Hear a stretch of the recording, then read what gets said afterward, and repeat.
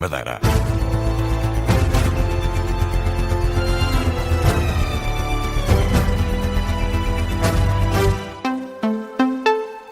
Martim, boa noite mais uma vez. Começamos com o Chega, pede a exoneração do Ministro da Administração Interna. Numa iniciativa parlamentar entregue hoje à Assembleia da República, o partido recomenda ao Primeiro-Ministro a exoneração de Luís Neves do cargo de Ministro da Administração Interna para salvaguardar o prestígio e o regular funcionamento das instituições. No documento, o Chega afirma que a continuidade de Luís Neves no Executivo é insustentável perante indícios de irregularidades no cumprimento das obrigações legais e na gestão dos dinheiros públicos. O partido de André Ventura cita as auditorias do Tribunal de Contas aos anos em que Luís Neves foi diretor da PJ e aponta que o governante esteve vários anos a entregar a declaração de rendimentos no Tribunal Constitucional. A iniciativa do Chega surge na sequência de um acumular de polémicas a envolver o Ministro da Administração Interna, a última delas a ser uma investigação da TVI CNN e do Nascer do Sol, segundo a qual Luís Neves mantém a viatura de serviço que conduzia quando era diretor da Polícia Judiciária, que terá sido cedida ao Ministério em regime de comodato, ou seja, no empréstimo de forma gratuita. E antes deste pedido de exoneração do Chega, André Ventura já tinha considerado que esta nova polémica a envolver Luís Neves torna ainda mais evidente, Martim, a falta de credibilidade do Ministro. Em conferência de imprensa esta tarde, André Ventura afirma que os portugueses não compreendem a razão para o Ministro da Administração Interna ainda se manter no cargo e pede uma ação rápida a Luís Montenegro. O nível de sórdido está na incapacidade de se perceber que este Ministro já não existe. E estamos numa fase em que precisamos de um Ministro que exista, da Administração Interna. Estamos numa fase de incêndios, estamos numa fase de risco de segurança. Precisamos de um Ministro da Administração Interna e não o temos. É caso para dizer, até o Secretário-Geral do Partido Socialista já percebeu que não podia manter-se na mesma posição de silêncio e de cumplicidade que estava a ter. Se o Primeiro-Ministro não percebe isto, é o arrastar da promiscuidade a cada dia que passa. O líder do Chega insiste na necessidade de realizar uma comissão parlamentar de inquérito para esclarecer todas estas polémicas e também sobre este caso falou esta tarde o secretário-geral do PS. Diz que quer uma boa explicação do ministro. José Luís Carneiro lembra que as viaturas públicas não devem ser usadas para fins pessoais. E em reação a esta nova polémica a envolver Luís Neves, o porta-voz do PSD, Sebastião Bugalho, diz que a cedência de uma viatura apreendida pela PJ ao Ministério da Administração Interna não é inédita. O porta-voz do PSD falou também sobre a nova polémica a envolver o Ministro da Administração Interna, que conduz um carro apreendido pela Polícia Judiciária que já utilizava quando era Diretor Nacional da Força Policial. Sebastião Bugalho desvaloriza a situação, diz que a cedência de uma viatura apreendida pela PJ ao Ministério não é nada inédito. A informação que tenho é que mesmo antes do Dr. Luís Neves ser Ministro da Administração Interna, a Polícia Judiciária já tinha veículos cedidos ao Ministério da Administração Interna num regime idêntico ou similar àquele de que o veículo em questão está neste momento em funcionamento, por assim dizer, ao abrigo da cedência ao gabinete do Dr. Luís Neves, que, ao que sei, trabalha ao fim de semana e não quer requisitar seguranças para ir trabalhar ao fim de semana, coisa que também me parece relativamente natural e que julgo que também não é a primeira vez que o Ministro da Administração Interna tem um veículo cedido pela Polícia Judiciária depois de ter sido apreendido numa operação.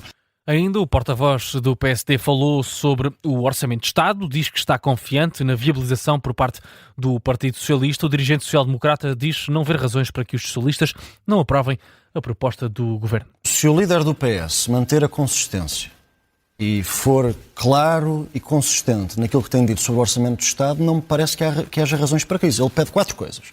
Uma revisão constitucional que respeita os limites materiais da revisão constitucional, não cortar pensões, que é um compromisso do Luís Montenegro desde que é presidente do PSD, não reformar estruturalmente a segurança social sem os portugueses poderem pronunciar sobre isso em eleições, atribuir os apoios das tempestades a tempo e horas, coisa que está a ser feita. Sebastião Bugalho, em entrevista na SIC Notícias, o porta-voz do PSD deixou ainda uma certeza: a legislatura do PSD vai ser cumprida até ao fim.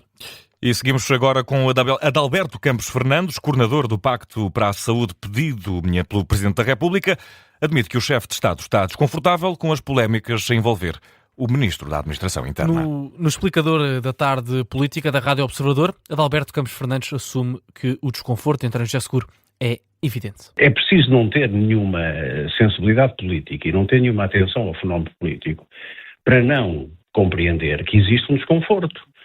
E esse desconforto é expresso, depende da natureza e da personalidade de cada presidente. O presidente Marcelo Rebelo de Sousa era uma pessoa muito mais expansiva, muito mais vocal, fazia-o de uma forma mais direta e aberta. Agora, o desconforto é visível. E quem é que, em primeiro lugar, tem que ter a noção e a consciência de que existe um desconforto? é a pessoa que pode resolver esse problema. Adalberto Campos Fernandes a admitir um desconforto de António José Seguro em relação a Luís Neves no explicador da tarde política da Rádio Observador. E também a marcar esta sexta-feira, dia 21 de agosto, o Governo vai aumentar o desconto, Martim, no imposto sobre os produtos petrolíferos já na próxima semana. Uma decisão que surge depois da previsão do aumento do preço dos combustíveis. De acordo com a Associação Nacional de Revendedores de Combustíveis, o gasóleo vai subir 3,5 euros ao litro e a gasolina vai subir 2,5 cêntimos durante a próxima semana. A mesma estimativa é feita pelo Automóvel Clube de Portugal, mas a média final só vai ficar fechada ao final do dia. Num documento publicado em Diário da República, o Governo anuncia o aumento do desconto no ISP aplicável ao gasóleo e à gasolina sem chumbo. Portanto, agora a taxa fixa-se nos 11 cêntimos por litro para o gasóleo e nos 43 cêntimos para a gasolina. Apesar deste anúncio, a instabilidade no preço dos combustíveis deve continuar. É o alerta deixado pelo Governador de Portugal, tendo em conta a situação no Médio Oriente. Sublinha ainda que o aumento dos preços é generalizado na Europa e que Portugal não é dos países mais afetados. Em todos os países tem havido um aumento não só dos preços do petróleo, como também, principalmente, e isso é menos sentido em Portugal do que noutras partes da Europa, do gás natural, que tem aumentado ainda mais do que os preços do petróleo, e também dos produtos refinados, que aí então tem havido um aumento ainda maior. E, portanto, enquanto o conflito não estiver resolvido, obviamente continuamos com esta volatilidade que é bastante grande e que tem um impacto enorme na vida das famílias. Declarações do Governador do Banco de Portugal sobre a previsão da subida dos preços dos combustíveis. E uma das notícias que está a marcar esta sexta-feira, quase 50 mil estudantes foram colocados na primeira fase de acesso ao ensino superior. Anúncio feito pelo Ministério da Educação em comunicado. 2 dias antes da divulgação dos resultados, foram ocupados quase 89% das vagas abertas. Os jovens só vão ficar a saber onde ficaram colocados e se ficaram colocados no domingo, dia em que vão ser divulgados os resultados da primeira fase do Concurso Nacional de Acesso ao Ensino Superior. Mas, Beatriz Félix, são resultados como já não se via há muito tempo. É o maior número de colocados da última década, isto sem contar com o ano 2020, ano de pandemia, em que foram adotadas regras excepcionais para concluir o ensino secundário e para o uso de exames nacionais como provas de ingresso. Agora, já é possível avançar alguns pormenores das colocações deste ano, de acordo com aquilo que contam os dados divulgados pelo Ministério da Educação. E a começar pelo facto de que mais de metade dos alunos ficaram colocados na primeira opção, o que corresponde a cerca de 26.800 estudantes. Por outro lado, 19,3% dos candidatos ao ensino superior ficaram colocados na segunda opção. Ainda assim, quase 85% dos alunos ficaram numa das 3 primeiras que escolheram. Também já é possível avançar que as vagas nas universidades de Lisboa e do Porto já foram quase todas preenchidas, 99%, e a deixar em terceiro lugar o ISCTE com 98,8% de ocupação, agora com menos espaço para as fases seguintes. As instituições politécnicas foram também bastante procuradas e no topo surge a Escola Superior de Hotelaria e Turismo do Estoril, com uma taxa de ocupação de 101,2%, seguida do Instituto Politécnico de Lisboa, também o do Porto, ambas agora com um novo estatuto de universidades politécnicas. Quando souberem se e onde foram colocados, os estudantes têm agora até o dia 27 de agosto para fazer a matrícula. A jornalista Beatriz Félix com os dados das colocações da primeira fase do Concurso Nacional de Acesso ao Ensino Superior, que vão ser divulgados no domingo, dia 23 de agosto. A segunda fase do concurso decorre de 24 de agosto a 20 de setembro e os resultados estão previstos para o dia 30 de setembro.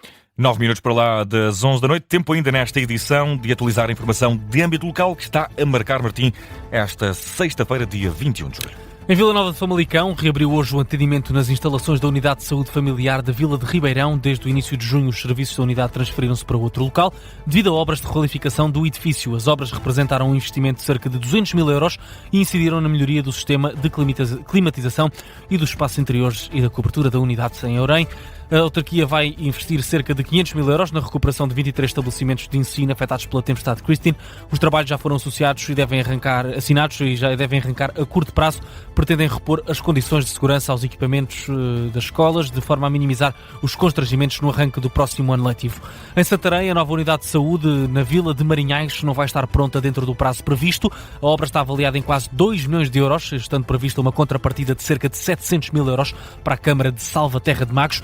A autarquia admite que os trabalhos não vão estar concluídos nos prazos do financiamento da obra, o que pode obrigar ao aumento da despesa inicialmente prevista. Em Aroca estão abertas as inscrições para a exploração de bares durante a Feira das Colheitas. As candidaturas incluem a apresentação de propostas para a exploração do espaço fora de horas no jardim do Museu Municipal de Aroca e o apoio dos concertos durante a feira. O prazo das candidaturas vai até ao dia 27 deste mês e devem ser entregues presencialmente ou por correio registado. Em Almada já arrancou a Feira de Agosto na Costa da Caparica. A feira acontece no Largo 1º de Maio, na rotunda de acesso à praia, e junto o artesanato, a gastronomia, a música, numa experiência diversificada destinada a toda a comunidade. O evento decorre até ao dia 6 de setembro e tem entrada livre. Em Lisboa, o Sagres Campo Pequeno vai receber o espetáculo Alma Ibérica no dia 12 de setembro. O evento reúne 3 expressões culturais classificadas como Património Cultural e Material da Humanidade: a arte equestre, o fado e o flamenco. O espetáculo pretende celebrar os laços culturais entre Portugal e Espanha numa viagem pela tradição dos dois países. Ponto final nesta edição das 11 da noite na Rádio Observador. As notícias estão de regresso em formato de síntese às 11h30, também com edição do Martim Madeira. Um abraço, Martim. Até já. Até já.